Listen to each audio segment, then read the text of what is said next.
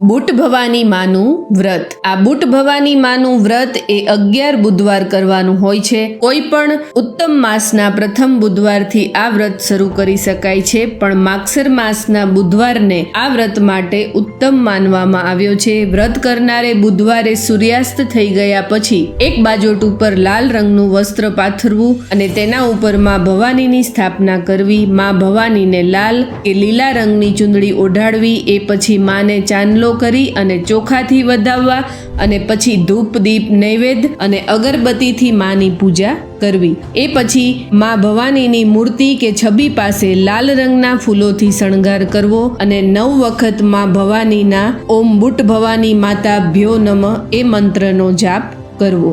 એ પછી બુટ ભવાનીની કથા વાર્તા વાંચવી અને એ પછી રાત્રે એકટાણું કરવું। માં બુટ ભવાનીનું આ વ્રત એ દરેક મનોરથ પૂરા કરનાર છે। આ વ્રત કરવાથી બુધ ગ્રહ પણ બળવાન થાય છે। જય માતાજી।